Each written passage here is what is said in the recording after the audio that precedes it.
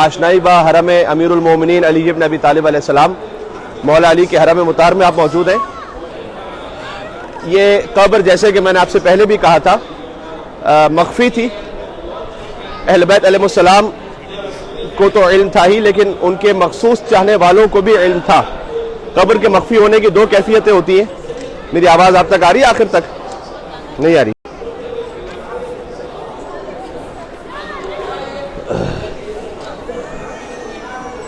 ایک صلوات بھیجیے گا، اللہم صلی علی محمد وعلی محمد۔ قبر امیر المومنین علی ابن ابی طالب علیہ السلام ان کی شہادت کے بعد مخفی تھی۔ قبر کے مخفی ہونے کی دو کیفیتیں ہوتی ہیں۔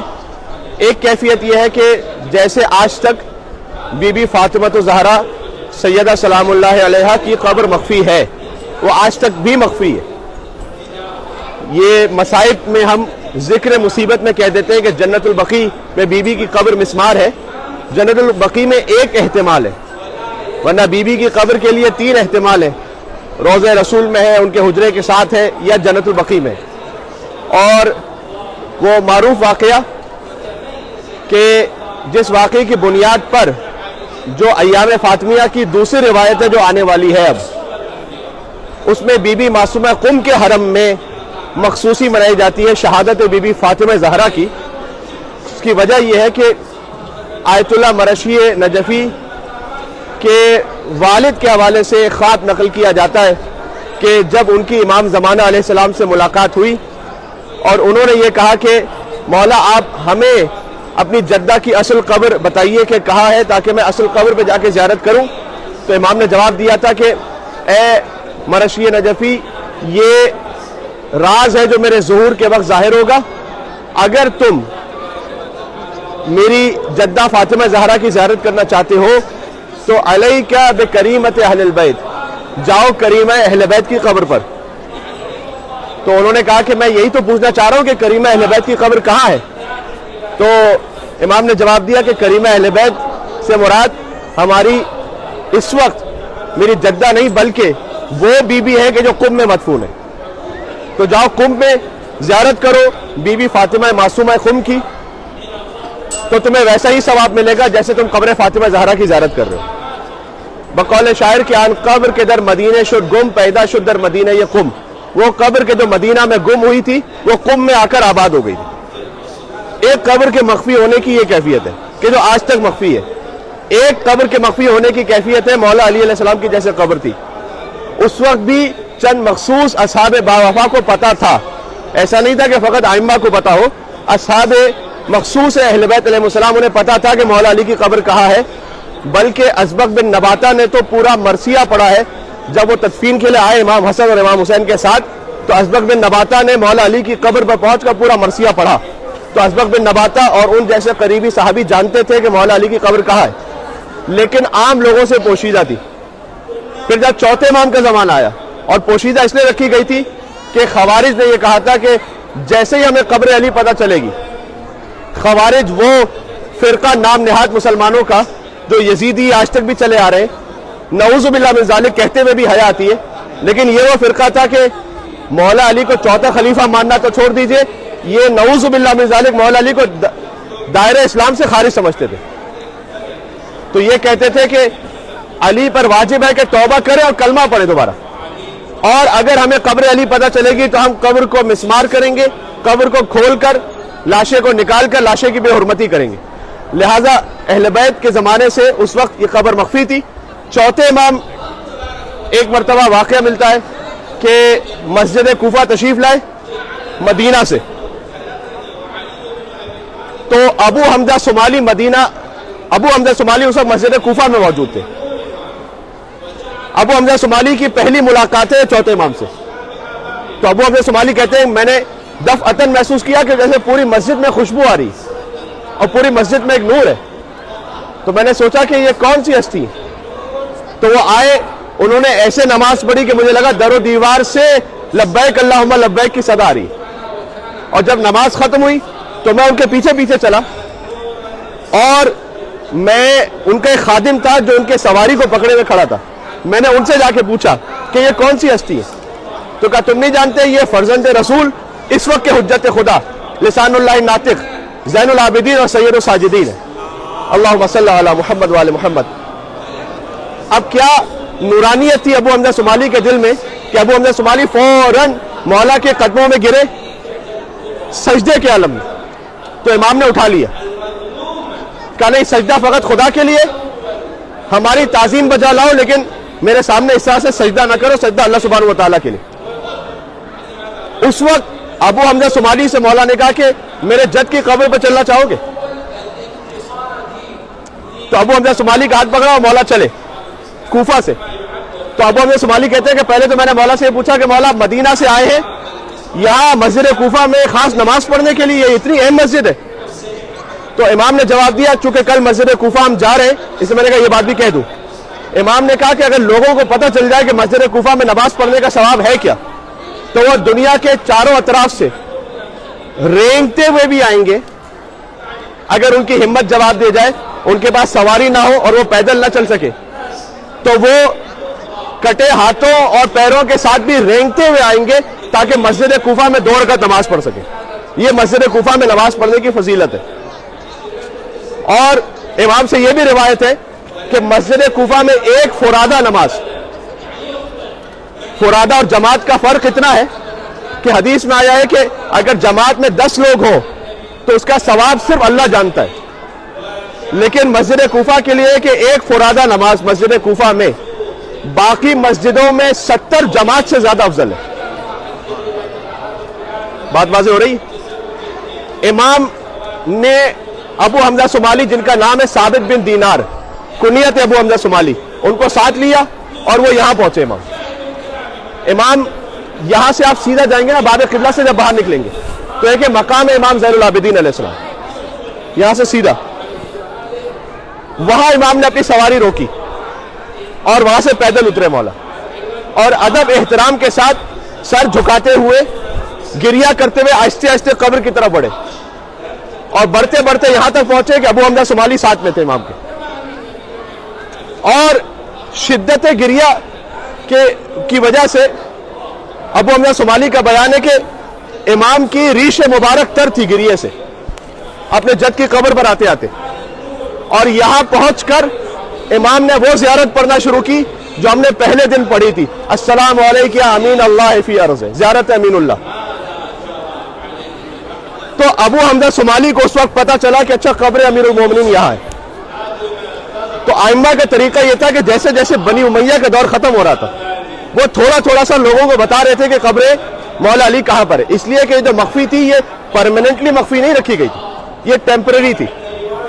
اس کے بعد امام جعفر صادق کی روایت ہے کہ صفوان جمال کو لے کر آئے امام, جب امام علیہ السلام یا مسجد کوفہ آئے تو وہ اپنے صحابی کو لے کر آئے, اور امام نے یہ کہا کہ یہ حدیث جو میں کہہ رہا ہوں, اپنے ایک اور صحابی سے بھی کہا کہ اسے سونے کے پانی سے لکھ لو, اس لیے کہ جو میرے جد کی قبر پر چلے زیارت کے لیے تو قبر پر جاتے ہوئے آہستہ آہستہ قدم بڑھاؤ, تھوڑے تھوڑے, اس لیے کہ اللہ ہر قدم پر 1,00,000 نیکیاں لکھتا ہے, 1,00,000 گناہ معاف کرتا ہے. اور وہ قدم کہ جو غبار آلود ہو جائیں میرے جد علی کی قبر پر جاتے ہوئے, اللہ ان قدموں سے آتش جہنم کو حرام کر دیتا ہے. پھر امام اپنے صحابی کو لے کر یہاں آئے. امام نے ایک وہ زیارت پڑھی کہ جو مولا علی کی ایک تفصیلی زیارت ہے, جو پہلی زیارت. تو ائمہ علیہ السلام اس طرح سے زیارتیں بتلا رہے تھے, اس وقت بھی مخصوص اصحاب کو پتا تھا. پھر ہارون رشید کا زمانہ آیا, اور ہارون رشید کے زمانے میں تمہید اس لیے بنا رہا ہوں کہ آپ کو پتا چلے کہ مولا علی کا حرم بنا کیسے تھا. ہارون رشید کا زمانہ آیا تو وہ یہاں پر شکار کرنے کے لیے آیا تھا. اچھا نجف جو ہے نا وہ سطح زمین سے بلند مقام پر ہے, یعنی ایک بلندی پر ہے نجف, بلکہ نجف کو نجف کہتے کیوں ہیں؟ اچھا بڑی لطیف بات ہے, کعبے کا مطلب بھی ہے بلند, علی کا مطلب ہے بلند, اور نجف کا مطلب ہے بلند. تو علی اس آفتاب کا نام ہے جو بلندیوں سے طلوع ہوا, ہمیشہ بلندیوں پر رہا اور بلندی وہیں پر دفن ہو گیا. اللہم صلی علی وآل محمد. مل کے یا علی. مجھے نہیں معلوم، میرے خیال میں پہلی اجتماعی زیارت پہ یہ پڑھا تھا، لیکن آپ میں سے بہت سے نہیں تھے. علی اس بلندی کا نام ہے کہ علی کے تلووں سے آگے بھلا میں کیا دیکھوں. علی کے جو تلوے ہیں، یہ کہتے ہیں بچوں کے لیے کہہ رہا ہوں، جسم کا آخری حصہ. کیوں علی کے تلووں سے اوپر کوئی نہیں دیکھ سکتا؟ علی کے تلووں سے آگے بھلا میں کیا دیکھوں، مجھے تو صرف فلک تک دکھائی دیتا ہے. بھائی رسول اللہ جب کعبہ قوسین و ادنا پہ گئے تھے تو نالین سمیت گئے تھے نا رسول اللہ. تو جب نالین سمیت گئے تھے تو مولا علی نفس رسول ہے، تو مولا علی بھی اسی شان کے ساتھ وہاں پر ہے. ان کا مقام علی کے تلووں سے آگے بھلا میں، بلند کو یاد رکھیے گا، بلند اونچا. علی کے تلووں سے آگے بھلا میں کیا دیکھوں، مجھے تو صرف فلک تک دکھائی دیتا ہے، اور سوائے نام علی کوئی اور نام یاد نہیں. میں کیا کروں، مجھے اونچا سنائی دیتا ہے. یا علی. تو ہارون رشید یہاں پر آیا تھا. نجف اس کو اس لیے کہتے ہیں، آپ جب کل مسجد کوفہ جائیں گے نا تو اس مقام کو دیکھیں گے جہاں حضرت نوح علیہ السلام کے زمانے میں طوفان شروع ہوا تھا. طوفان نوح کا جو آغاز ہوا تھا وہ مسجد کوفہ میں ایک مقام سے ہوا تھا، طوفان نکلنا. آپ نے سنا ہے حضرت نوح کا بیٹا وہ پہاڑ پر چڑھ گیا تھا، اس نے کہا پہاڑ مجھے بچا لے گا. وہ یہ نجف کا اعتراف تھا. تو جو اللہ اور اس کی حجت کو چھوڑ دے، وہ دنیا کا کوئی پہاڑ اسے بچا نہیں سکتا. تو وہ غرق ہوا. اس کے بعد جب آہستہ آہستہ پانی پہاڑ سے اترا تو یہاں اہل علاقہ نے کہنا شروع کیا نئی جف. نئی جف کا مطلب ہے نئی یعنی بلند مقام، چوٹی. جف یعنی خشک ہو گیا، وہ چوٹی خشک ہو گئی. جس پر نوح کا بیٹا چڑھا تھا وہ چوٹی خشک ہو گئی. اس لیے حضرت نوح کی قبر یہاں پر ہے. تو حضرت نوح علیہ السلام بھی جانتے تھے کہ نفس رسول انبیاء سے افضل یہاں پر دفن ہونے والے، لہذا حضرت آدم علیہ السلام بھی پہلے دفن تھے خانہ کعبہ کے جوار میں. جب طوفان نوح آیا تھا تو حضرت نوح علیہ السلام کی کشتی وہاں گئی تھی.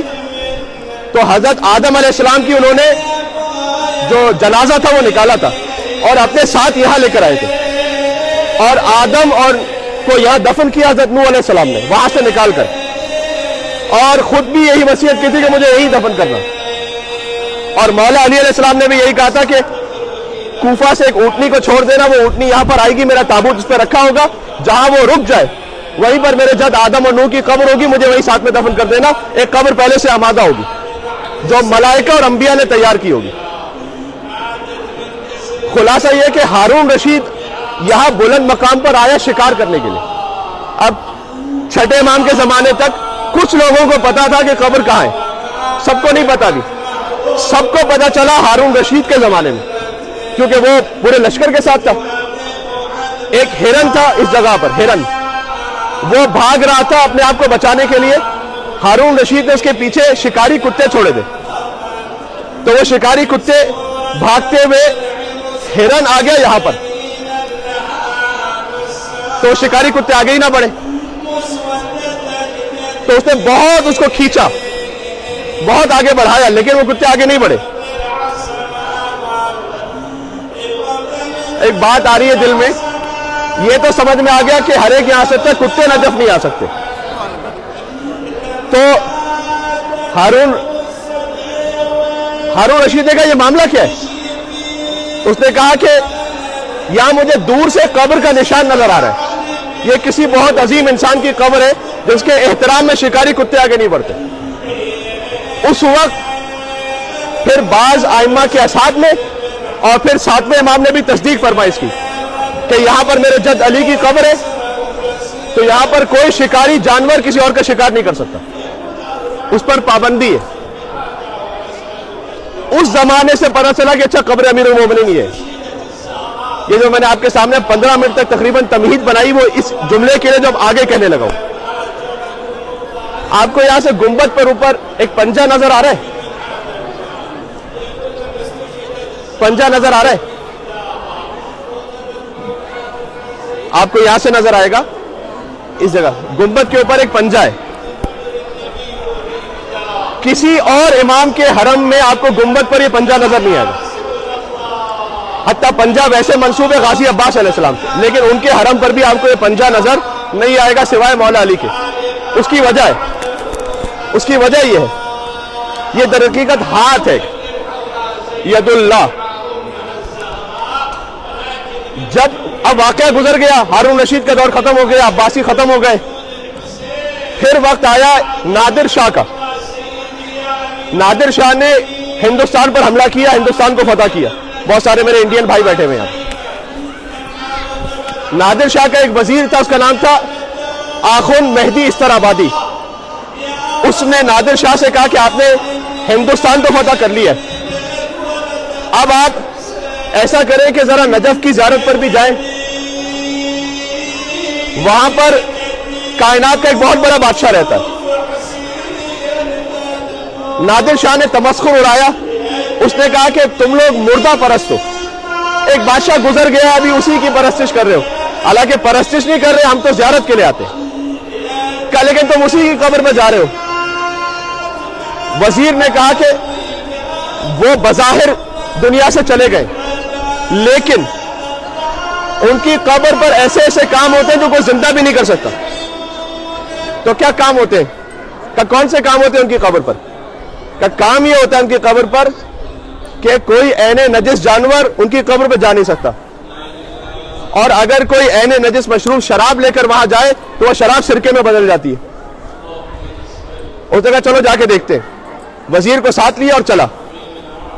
अब नादिर शाह उसने कुछ यहां पर कुत्तों को आगे कहा कि मतलब छोड़ा उन्हें, वो आगे नहीं बढ़े। बहुत खींचा उसने तो जंजीर टूट गई, लेकिन आगे नहीं बढ़े। उसने शराब अपने एक बोतल में रखी हुई थी। आगे जब शराब को लेकर गया और खोला तो सिरका था। पीने की कोशिश की तो देखा सिरका था। कुछ तारीखों में लिखा हुआ है कि उसने कहा एक और शराब लेकर आओ, फिर शराब लेकर आओ, फिर सिरका। तो जलालत बहुत तारी हो गई नादिर शाह पर, मौला अली अलैहिस्सलाम की कब्र मुतहर की।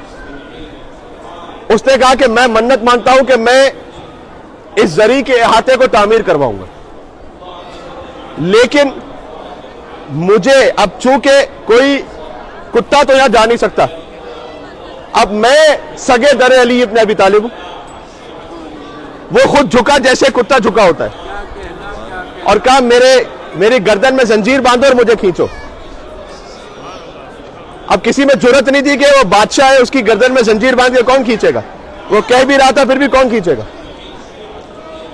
तो तारीखों में लिखा हुआ है, तारीखुस सलातीन किताब है, उसमें लिखा हुआ है कि एक हैबतनाक शख्सियत वारिद हुई जरी से, और उन्होंने उसे खींचा और कहा चल, और वो उसे लेकर गए वहां तक।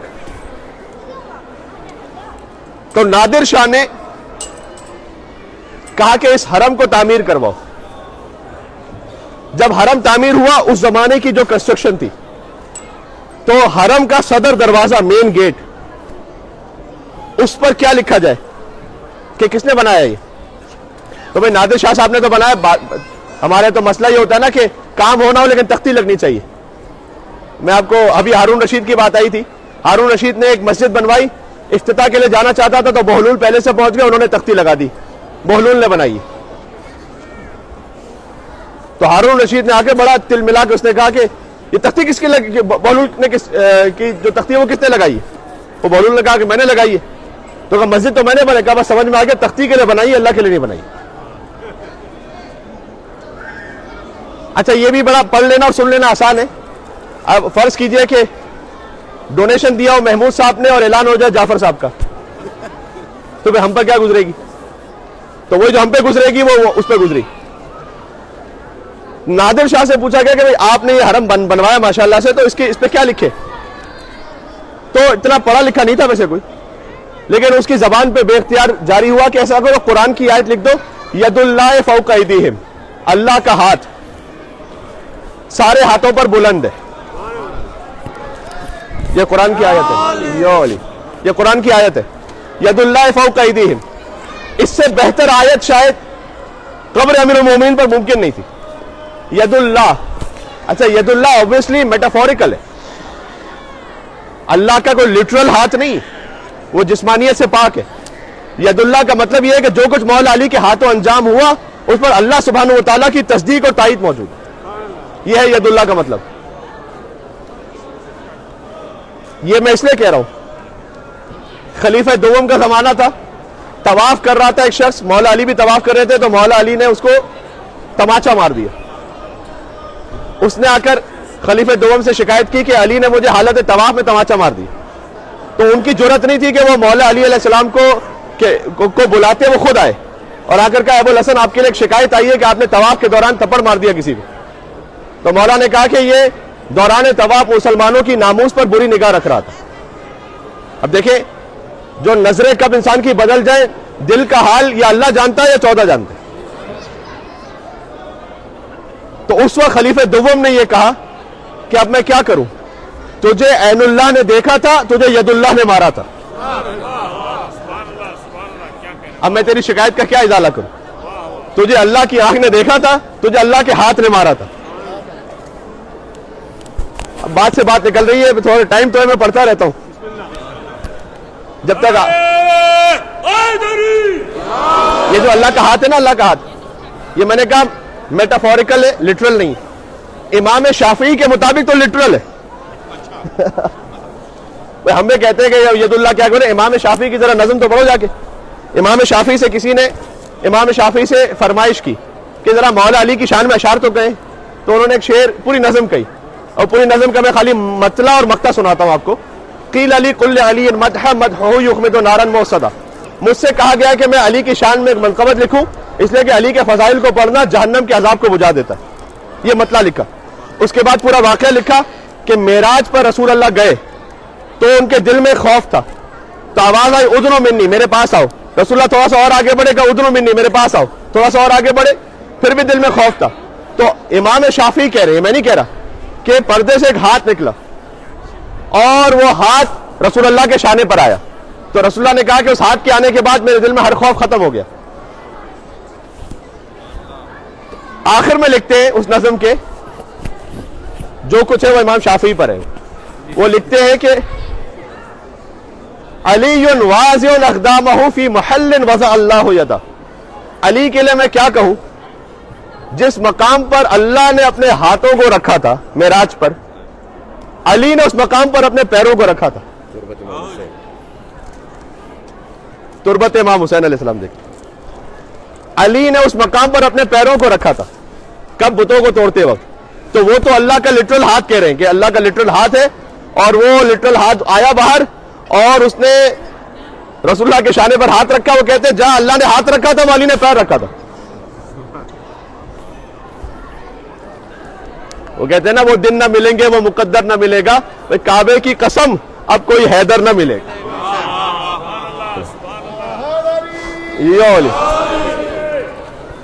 تو کعبے کی قسم اب کوئی حیدر نہ ملے گا, اور مل جائیں گے بت توڑنے والے کچھ اب بھی قدموں کو, مگر دوش پیمبر نہ ملے گا.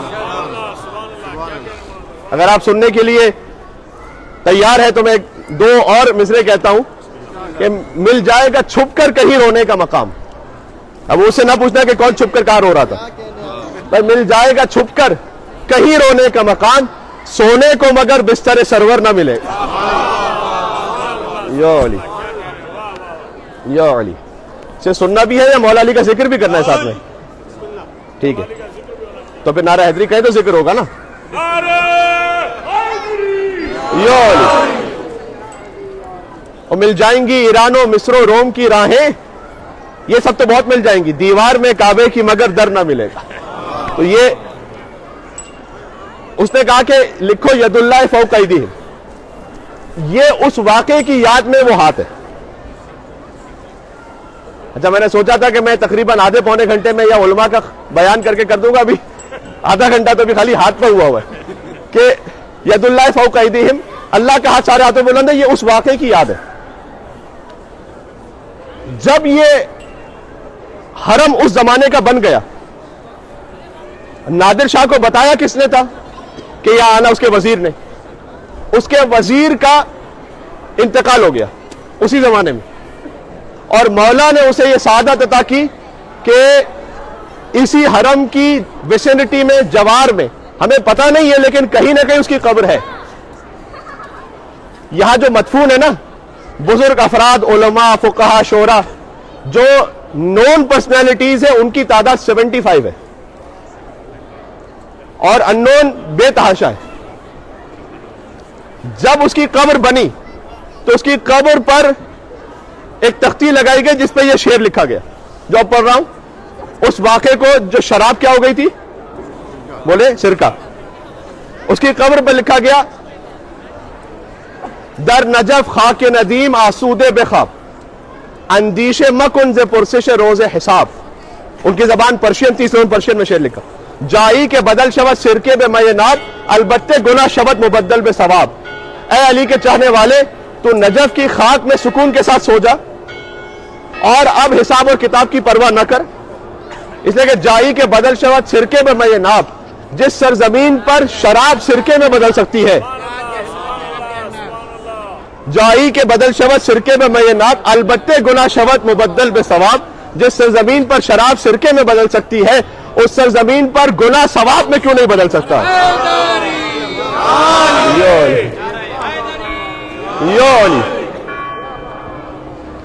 یہ اس واقعے کی یادگار ہے.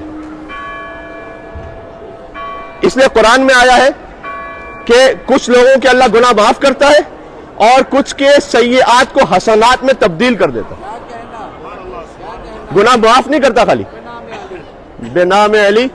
اور یہ خاص فضیلت میرے مولا امام محمد تقی علیہ السلام کو حاصل ہے, جن کی زیارت کر کے آپ آ رہے ہیں. رسول اللہ نے ایک پوری روایت بیان کی تھی کہ ہر امام کی محبت کا کیا اجر ملے گا قیامت میں الگ الگ.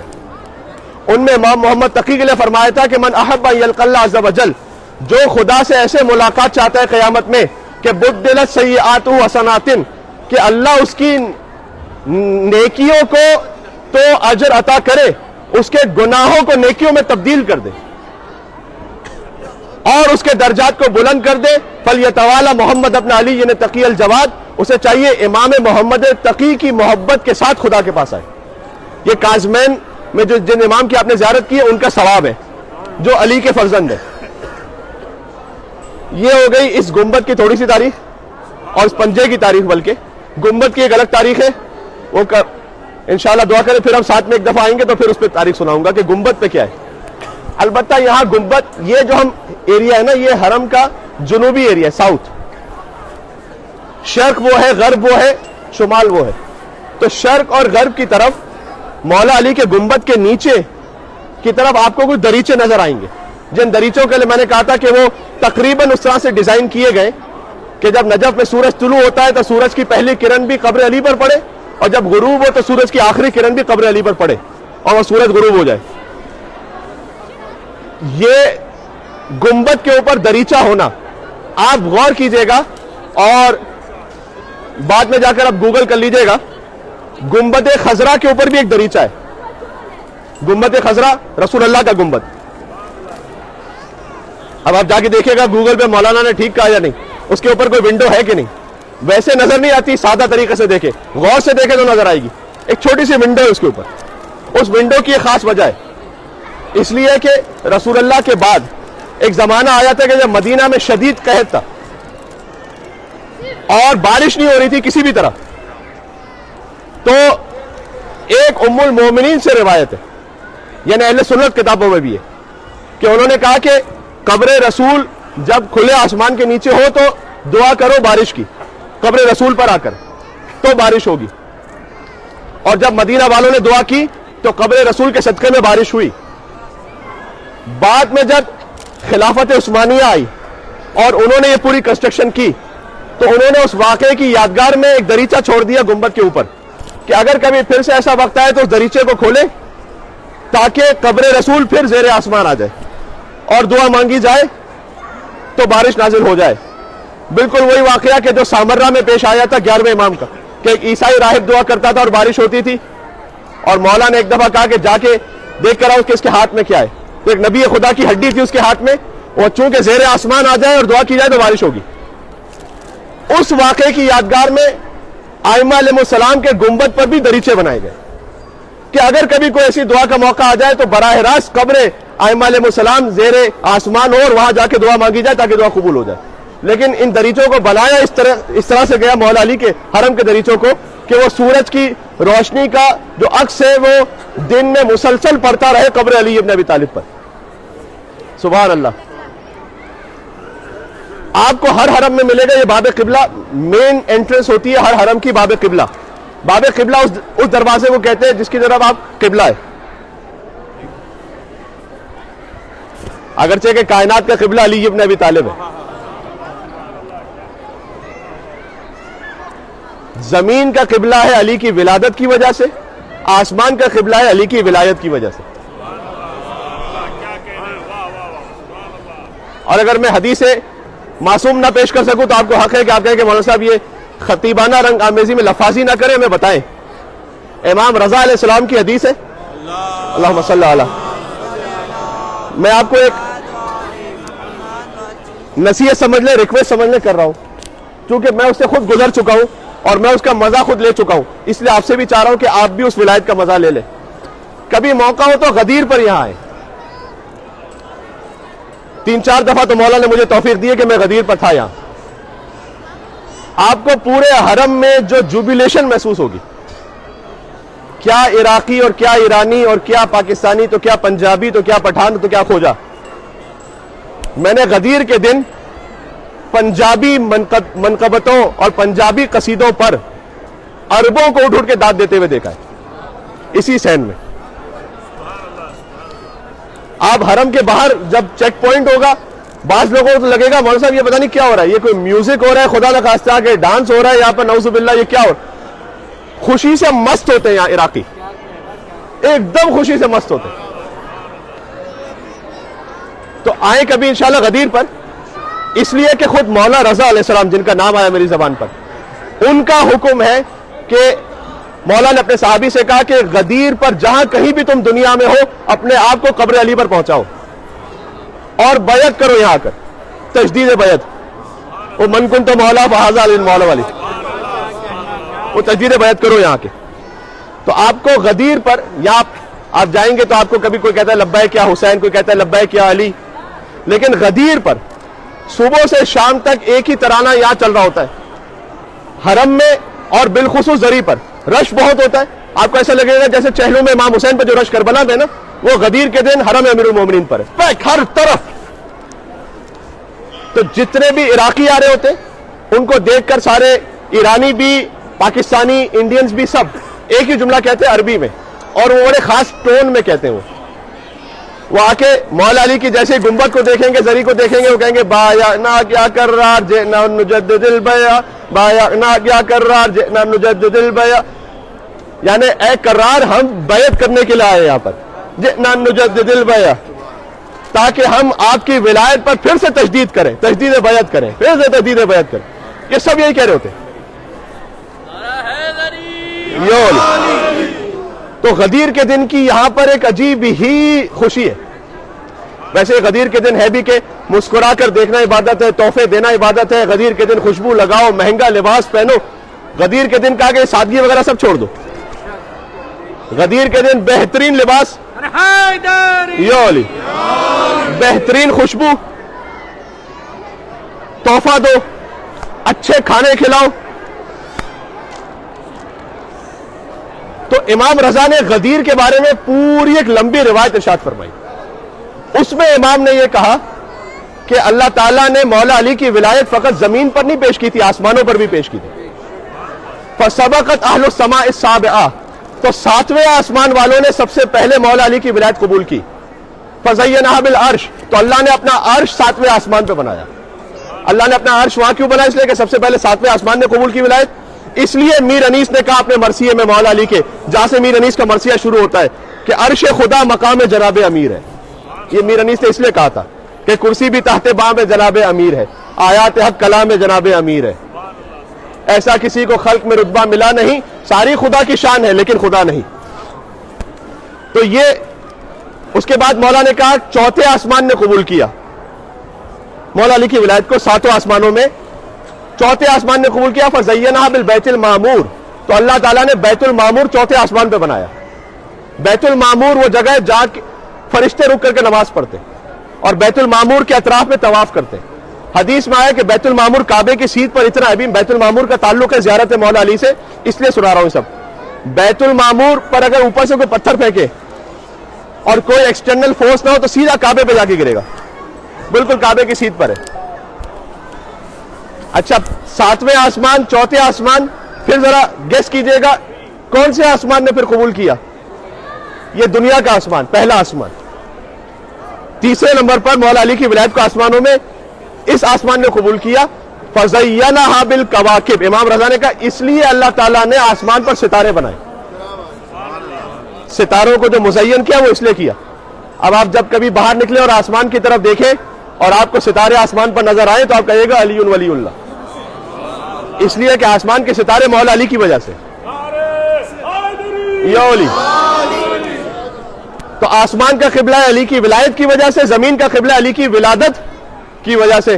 غازی عباس کا کعبے کی چھت پر خطبہ, من کان بالامس بیتن اصبح قبلتن, کل تک جو گھر تھا آج قبلے میں بدلا جب علی آئے.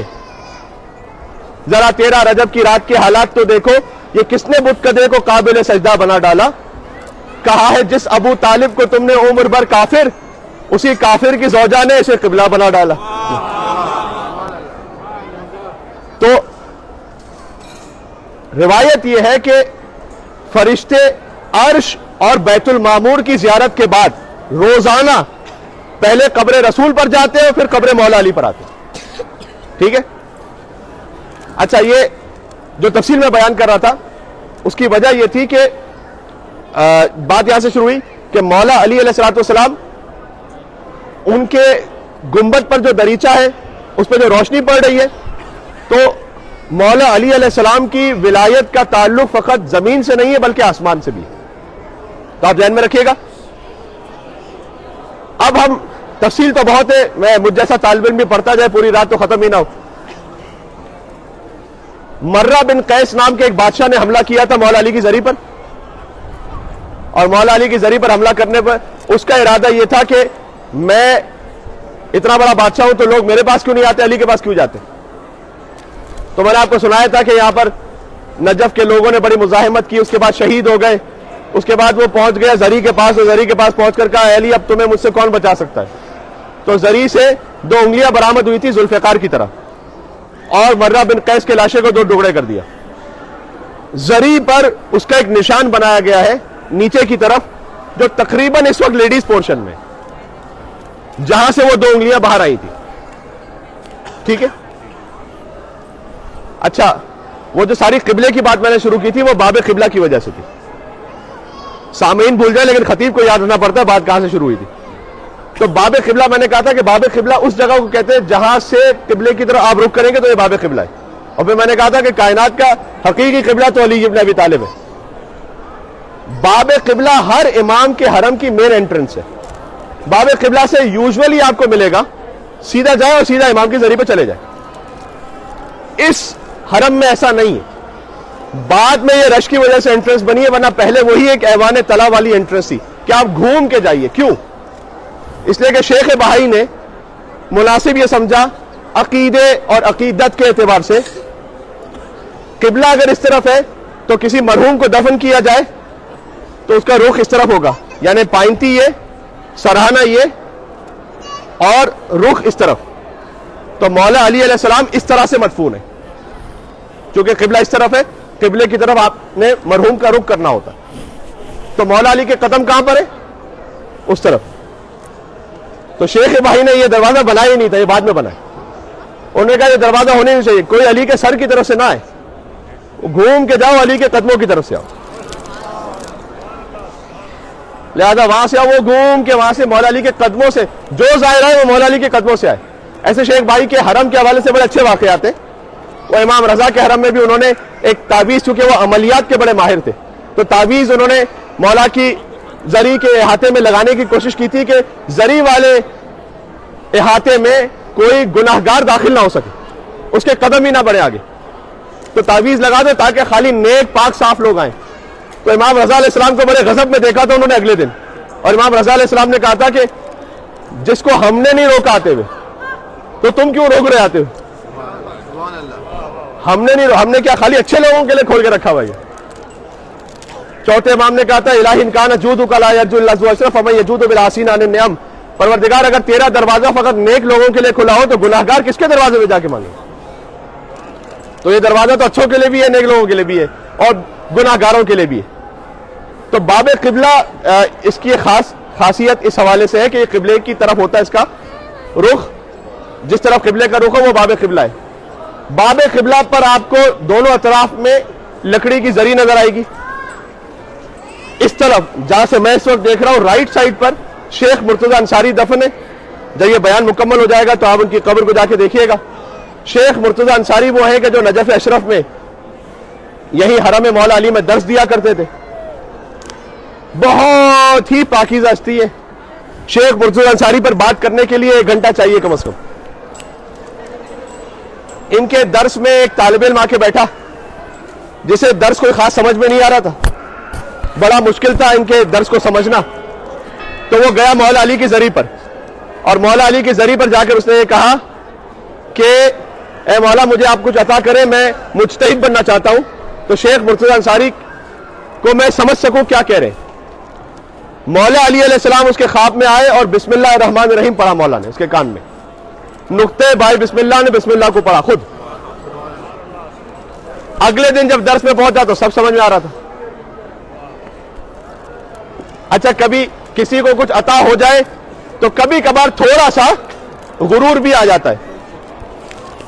اب اس نے درس میں ایسے کچھ ریئیکٹ کیا کہ شیخ مرتضی انصاری نے کہا کہ ذرا رکنا درس کے بعد، تو سب چلے گئے۔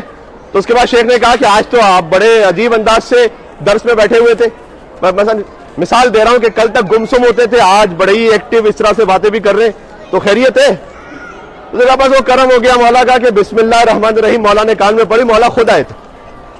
تو شیخ نے کہا کہ وہ مولا جو کل تمہارے کان میں بسم اللہ پڑھ کر گیا تھا، وہی کل رات میرے کان میں پوری سورہ الحمد پڑھ کر گیا تھا۔ تو یہ شیخ مرتضی انصاری جو دفن ہے وہاں پر۔ یہ حرم ہی عجیب ہے، کیا کیا جائے، ایک عجیب ہی وجد ہے یہاں پر۔ یہاں پر میں آپ سے کیا عرض کروں، یہاں کنویں ہوتے تھے، اس کنویں کے واقعات ہیں، مقدس اردبیلی آتے تھے رات کی تاریکی میں، ابھی اتنی سردی ہوتی ہے اس وقت، اتنا ہم نے پہنا ہوا ہے تب بھی سردی، تو مقدس اردبیلی آتے تھے، اس وقت حرم بند ہو جاتا تھا رات میں، نماز شب پہ کھلتا تھا، تو نماز شب کے پہلے زائر حرم کے وہ ہمیشہ مقدس اردبیلی ہوتے تھے۔ پتہ نہیں کہا جاتا ہے کتنے 20 سال تک یا کتنے سال تک جب تک وہ یہاں رہے۔ تو یہاں آئے، وہ مقدس اردبیلی کہاں دفن ہے ابھی میں آپ کو دکھاؤں گا۔ مولا علی کی زری کے پاس جو قریب ترین 2 علماء دفن، ان میں ایک علامہ ہلی ہے، ایک مقدس اردبیلی ہے، ساتھ ساتھ۔ یہ بات وضاحت کر دوں کیونکہ آج بہت سارے ہمارے ساتھ مومنین ہیں، یہ سوال فوراً آئے گا، ہو سکتا ہے کہیں سوشل میڈیا پر ہی آ جائے کہ علی کے حرم کے پاس جو دفن ہے اس کا تو اتنا احترام بتلا رہے ہیں، تو وہ جو مدینہ میں دفن ہے ان کے لیے آپ کو بڑی تکلیف ہوتی ہے۔ اور ان سے رسول اللہ سے بڑھ کے کوئی ہے کیا؟ کربلا میں امام حسین علیہ السلام اور ان کے اصحاب کے ساتھ یزیدی جو تھے نا، وہ اپنے لاشیں وہ بھی دفنا کے گئے تھے، تو کیا یزیدی محترم ہو گئے کیا؟ سب سے پہلی شرط ہی یہ ہے کہ خدا کی توحید کو مانتا ہوں، رسول اللہ کی رسالت کو مانتا ہوں اور مولا علی کی ولایت کو مانتا ہوں، تب جا کر یہ ساری فضیلت ہے، ورنہ تو کچھ بھی نہیں۔ ذکر حیدر سے اگر کوئی خفا ہوتا ہے ہو، بار خاطر شیخ کو یہ تذکرہ ہوتا ہے ہو، جو جہاں کا مستحق ہے وہ وہیں پر جائے گا، بھئی دفن چاہے نزد قبر مصطفیٰ ہوتا ہے ہو۔ یا علی، بہرحال یار ایک بات یاد آ گئی، جز علی کوئی نہیں ہے دوسرا مشکل کشا، کوئی بغدادی اگر مشکل کشا ہوتا ہے ہو۔ یہ میں نے کہا نا، مولا علی کی زری پر اوپر قبر پہ کیا لکھا ہوا تھا؟ ید اللہ فوق ایدیہم۔ تو بغداد میں ایک مشہور قبر ہے، وہاں سورہ یاسین لکھی بھی اوپر، جو قبر ہے نا اس کے بالکل اوپر جو سورہ یاسین کی آیت آئی ہے وہ یہ ہے کہ ہاذہ جہنم التی کنتم توعدون. ابھی میں نے تو نہیں لکھی, یہی وہ جہنم ہے کہ جس کا اللہ نے تم سے وعدہ کیا تھا. تو اپنے اپنے نصیب کی بات ہوتی ہے کہ کس کی قبر پہ کیا آیت لکھی ہوئی ہے.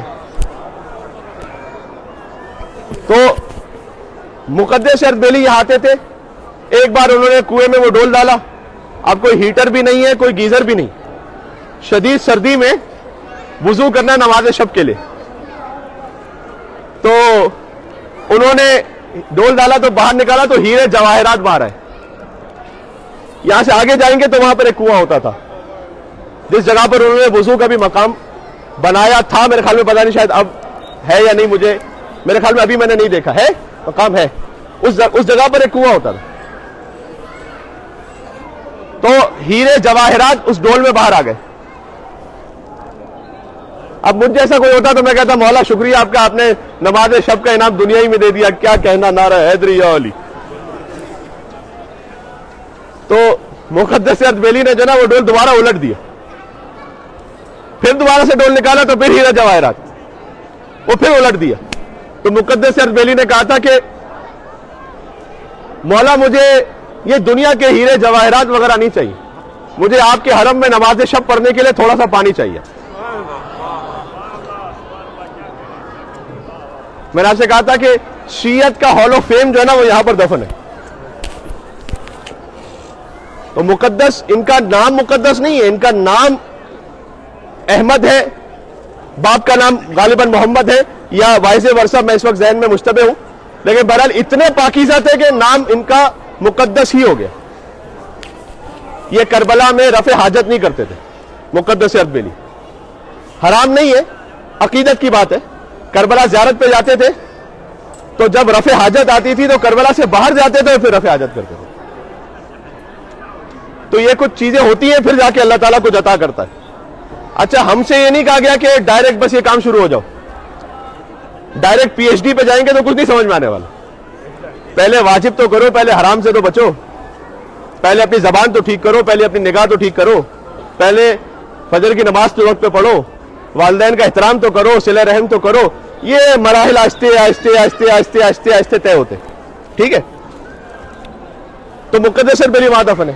ساتھ میں علامہ ہلی, تاریخ تشیع کے سب سے کم عمر مجتہد, جو نابالغ تھے سن کے اعتبار سے اور اس وقت مجتہد بن گئے تھے. علامہ ہلی مجتہد بن گئے تھے نابالغ. نابالغ پر شریعت کے احکام ابھی واجب ہوتے نہیں. تو کبھی ایسا ہوتا تھا کہ کوئی انہوں نے ایسی حرکت کر لی کہ ان کے ابو ان کے پیچھے دوڑے پکڑنے کے لیے اور یہ بھاگے آگے. چھوٹا بچہ 9 سال کا لیکن پڑھے لکھے. ابو جیسے ہی قریب پہنچے انہوں نے وہ آیت پڑھ دی جس سے سجدہ واجب ہو جاتا ہے.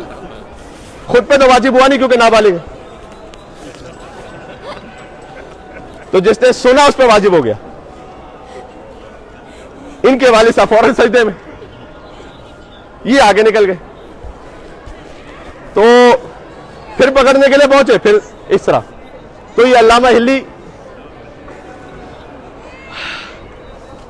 جب یہ بالکل 2-3 سال کے تھے نا تو ان کے والد صاحب ان کو قاری صاحب کے پاس لے کر گئے کہ ان کو الف با تا پڑھائیے گا. تو قاری صاحب نے کہا بیٹا کہو الف.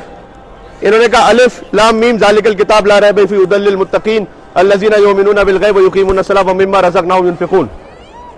تو قاری صاحب نے ان کے والد صاحب کو بلا کے کہا یہ آپ نے کیا جوک کیا میرے ساتھ, آپ کہہ رہے ہیں ان کو الف با تا پڑھاؤ, یہ پورا قرآن پڑھ رہے ہیں آگے تک. تو انہوں نے بیٹے سے تعجب سے کہا کہ ہم نے تو ان کو ایسا کچھ یاد بھی نہیں کروا, پتہ نہیں کیسے یہ پڑھ رہے ہیں.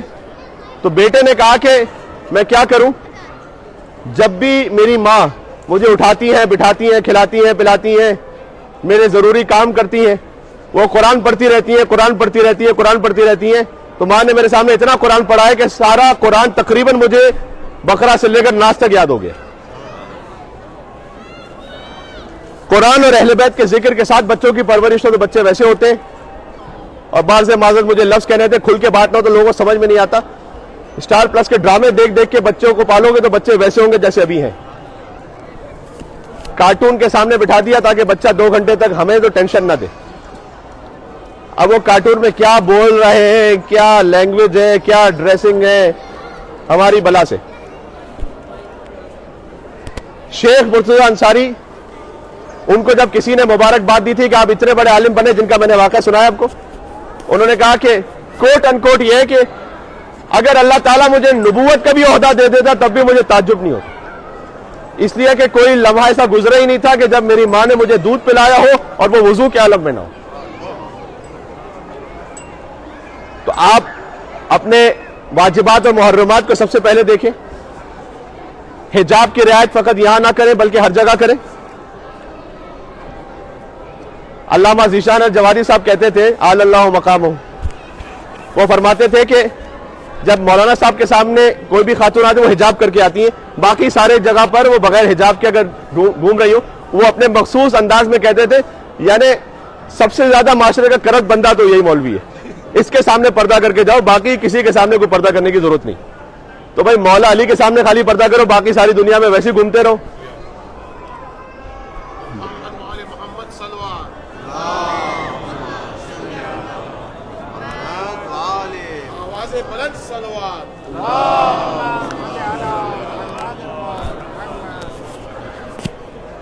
اس لیے جو اچھی چیز آپ نے یہاں پر سیکھی ہے اس کو جاری رکھیں. ایسا نہ ہو کہ جیسے ہی ہم نے یہاں سے فلائی کیا, مولا خدا حافظ, سی یو نیکسٹ ایئر, اور اس کے بعد کا کچھ اتا پتہ نہیں. یہ کرسچینٹی میں ہوتا ہے. وہ آتے ہیں سنڈے کو چرچ میں, اگر توفیق ہو گئی وہ آئیں گے گڈ مارننگ گاڈ, میں آیا ہوں آدھے گھنٹے کے لیے عبادت کرنے, جو بھی اپنے ریچولز کیے آخر میں کہا good bye god, see you next week. باقی گاڈ کا کوئی تعلق ہی نہیں زندگی میں. یہ نہیں کریں. یہاں سے تھوڑا سا آگے بڑھیں گے تو شیخ عباس قمی کی قبر ہے. شیخ عباس قمی مفاتح الجنان کے رائٹر ہیں, ان کا احسان ہے ہم سبھی پر. شیخ عباس قمی نے جب مفاتح الجنان لکھی تھی, اس زمانے میں کوئی دعاؤں کی اتنی آسان کتاب نہیں تھی. یہ قم کے, یہاں سے جب قم گئے تھے تو ان کے ساتھ میں گھر کے قریب ایک مسجد تھی, تو مسجد کے پیشوام ان کے پاس آئے ایز اے ریسپیکٹ کہ آپ نجف کے عالم ہیں, اور کہا کہ میں یہاں مسجد میں ہوتا ہوں, میرے پاس کوئی دعاؤں کی کتاب یا کوئی ایسا ذخیرہ ہے نہیں, لوگ مجھ سے پوچھتے ہیں تو کوئی آپ کے پاس ہے تو مجھے دیں. تو انہوں نے کہا میں نے اسی موضوع پہ کتاب لکھی ہے, یہ جاؤ لے کے جاؤ. تو جب وہ مسجد میں انہوں نے بیان کرنا شروع کیا تو ان کے والد صاحب بڑے متاثر ہوئے اس مولانا سے. ان کے والد صاحب کو نہیں پتا تھا کہ یہ انہی کی کتاب ہے. تو ایک دن ان کو آ کر کہا کہ بیٹا پتہ نہیں تم نے تو شاید نجف میں وقت ضائع ہی کیا ہو, وہ دیکھو کتنا پڑھا لکھا ہے, بہترین دعائیں بہترین اعمال ہر موقع کے وہ بتاتا ہے.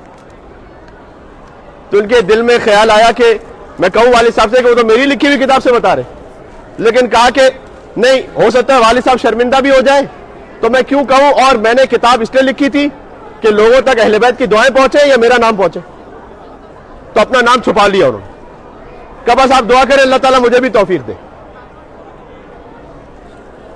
ایک خلوص کا نتیجہ یہ تھا کہ آج مولا کا کوئی حرم دیکھ لیں, قرآن کے بعد جو سب سے زیادہ کتاب رکھی ہوئی ہے وہ مفاتح الجنان. آج دنیا میں کوئی امام بارگاہ, کوئی حرم, کوئی محفل ایسی نہیں جہاں مفاتح الجنان نہ رکھی ہو.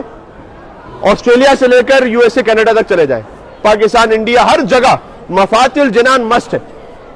یہ شیخ عباس قمی کا خلوص تھا.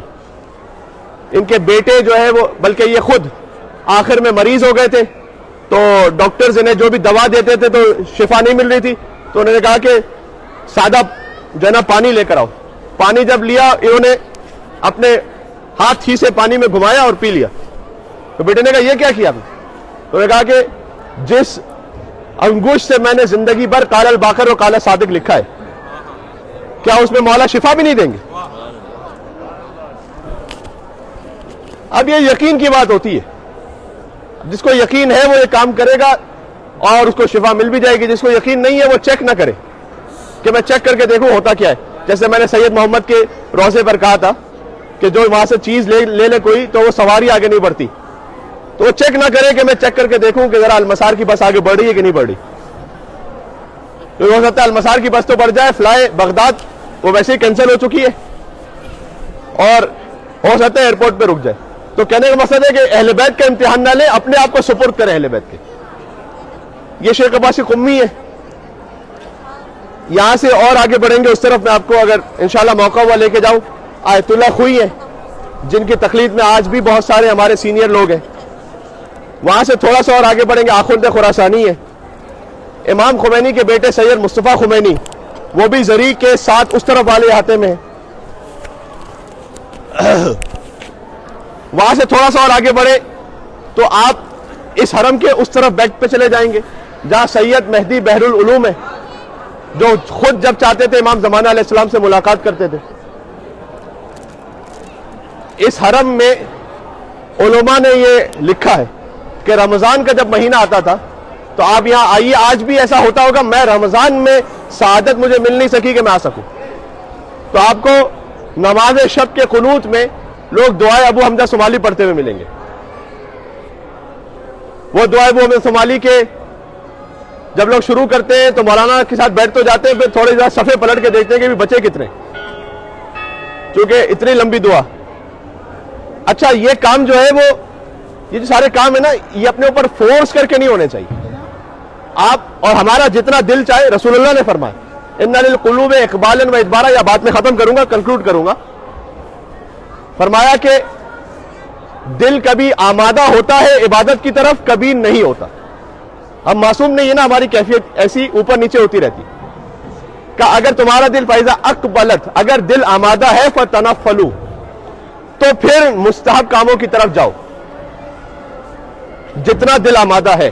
کبھی کبھی دل آمادہ ہوتا ہے کہ یہ دعا بھی پڑھو، اب یہ بھی زیارت پڑھ لو، اب یہ اچھا شارٹ سورہ ہے یہ بھی پڑھ لو.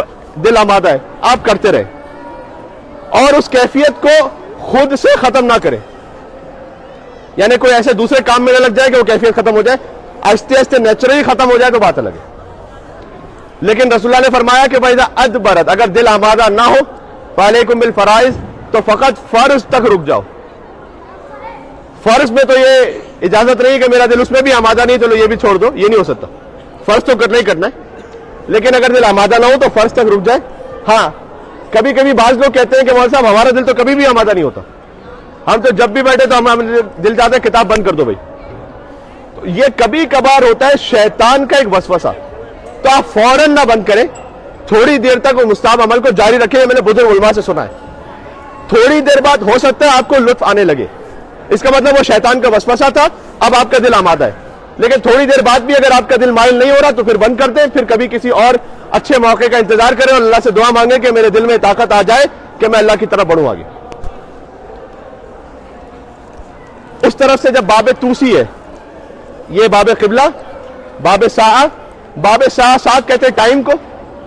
ظہرین پر جب آپ یہاں آئیں تو جو بیٹھنے کی جگہ بنی ہوئی ہے اس پہ دیکھیے گا کہ پورا سایہ ہو جائے گا اور صرف جو بیٹھنے کی جگہ ہے پاری جس کو ہم کہتے ہیں، اس پر 4 انگلیوں کے برابر سورج کی روشنی رہے گی، ایک لائن.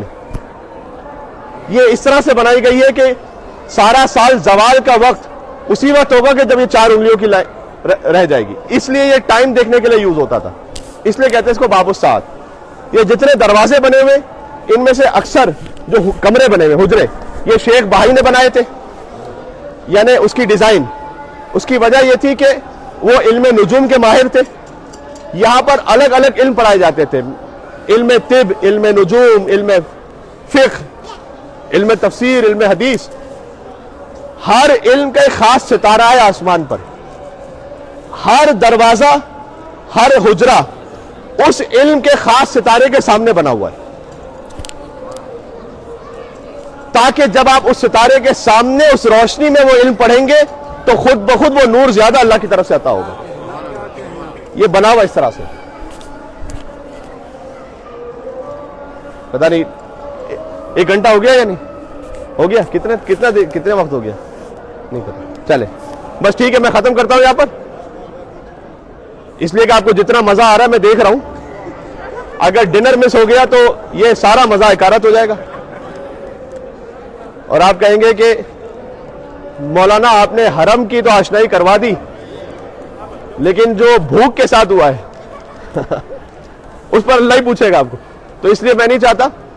وہ مولا علی علیہ السلام تو پیٹ پر پتھر باندھ کے سو جاتے تھے، ہم میں سے کوئی ایسا ہے نہیں. مجھ سمیت, تو ہمیں تو کھانا کھانا پڑے گا جا کے.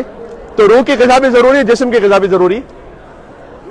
اس لیے یہاں پر تقریباً اسے اختتام کرتے ہیں, اور اللہ تعالیٰ سے دعا ہے کہ اللہ تعالیٰ آپ کو دوبارہ بار بار یہاں اس حرم میں بلائے. باب توسی سے جب آپ ایگزٹ کرتے ہیں تو شیخ توسی کا ایک مقبرہ ہے جو حرم کے باہر ہے, جنہوں نے حوض علمیہ نجف کی بنیاد رکھی تھی, جو آئے شیخ مفید کے اسٹوڈنٹ ہے شیخ توسی, وہاں سے بغداد سے آئے تھے. ان کا کتاب خانہ جلا دیا گیا تھا. بہرحال یہاں پر آئے تھے.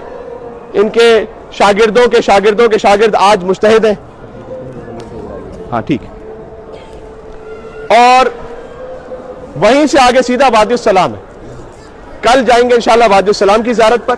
پورا وادی السلام تو نہیں گھوم سکیں گے, لیکن جو انبیاء کی قبور ہے وہاں تک جائیں گے. وادی السلام کے بارے میں چونکہ کچھ لوگ ہمارے ساتھ اس وقت ہے تو میں کہہ دوں, یہ تو طے ہے کہ ہر اچھے مومن کی روح وادی السلام آئے گی, چاہے کوئی کہیں بھی دفن ہو. تعلق تھا جو شہر علم میں اور علم کے در میں, آپ کے نعرہ حیدری کو اب میں توقع رکھتا ہوں یہاں پر. تعلق تھا جو شہر علم میں اور علم کے در میں, وہی ہے ربط اب شبیر و عباس سے دلاور میں. اور کہیں بھی دفن کر دو کربلا میں خاک پہنچے گی. کہیں بھی دفن کر دو کربلا میں خاک پہنچے گی. کیوں؟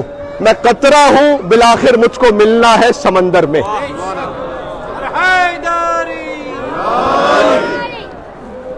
لیکن ایک کانسیپٹ مومنین پر دفن ہوگا, تو یہ مومنین کا اپنا کانسیپٹ ہے, ایسی کوئی شرعی اس کی کوئی جسٹیفیکیشن یا شرعی بنیاد نہیں ہے.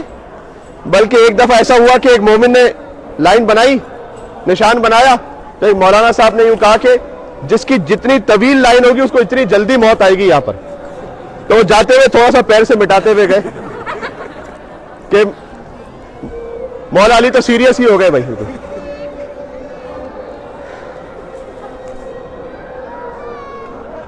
وہ ایک زائر جب پہنچے تو رش بہت زیادہ تھا, تو انہوں نے کہا کہ اے مولا میں اتنی دور سے آیا ہوں تو مولا مجھے بلائیں گے نہیں اپنے پاس زری پہ؟ تو کسی طرح سے یا علی یا علی یا علی کہتے ہوئے وہ جو ہے وہ پہنچ گیا اندر. اب زری پہ تو پہنچ گیا, مخصوصی کے زمانے میں پوری زری پہ بھری ہوئی ہوتی, رش اتنا. 15-20 منٹ آدھا گھنٹہ جو اس نے رونا تھا دھونا تھا وہ سب ہو گیا. اب باہر نکلنا ہے, جگہ نہ ملے باہر نکلنے کی. اب زری کے اندر چپکے ہوئے باہر نہیں نکل سکتے. تو تھوڑی کوشش کے بعد کہا کہ اے مولا بلا تو لیا ہے, واپس نہیں بھیجو گے کیا؟ مولا واپس بھی تو بھیجو. اچھا میں یہاں پر اس لیے روک رہا ہوں کہ میرے ذہن میں 1 2 3 ایک کے بعد ایک واقعات آئے جا رہے ہیں جو مولا علی کی زری پر ہے, اور بڑے سیریس بڑے اچھے واقعات ہیں. پھر کبھی اور صحیح ایک ہی کاروان پہ سارا بیان کر دیں گے تو پھر اگلی بار کون آئے گا ساتھ میں. تو اگلی بار کے لیے تھوڑا سا چھوڑتے ہیں اور اختتام کرتے ہیں جناب مزمل رضوی صاحب کے کلام پر, جو مولا علی علیہ السلام کی شان میں ایک منقبت سنائیں گے آپ کو, تاکہ ہماری روح اور تازہ ہو جائے. اس کے بعد آپ انڈیویجولی آزاد ہیں, آپ جائیں زری پر سلام بھریں اور پھر انشاءاللہ آپ اپنے اپنے ہوٹلز کی طرف جائیں. بہت سارے اور زائرین ہمارے ساتھ المسار کے علاوہ بھی موجود ہیں, ان تمام کی خدمت میں بھی مولا علی علیہ السلام کی زیارت کی توفیق کی مبارکباد. اور انشاءاللہ آپ ہمارے لیے دعا کریں, ہم سب ایک دوسرے کے لیے دعا کریں کہ بار بار یہاں پلٹنے کی توفیق ہو, اور اگر یہ ہماری آخری زیارت ہے تو علی کے ساتھ محشور ہونا نصیب ہو انشاءاللہ, اور قبر میں علی کو دیکھنا نصیب ہو انشاءاللہ. قبر مومن میں سجا ہوگا ولا کا گلشن, گل ولایت کے کھلیں گے تو مزہ آئے گا. ہم بھی مومن ہیں فرشتے بھی موالی محسن, یا علی کہہ کے ملیں گے تو مزہ آئے گا.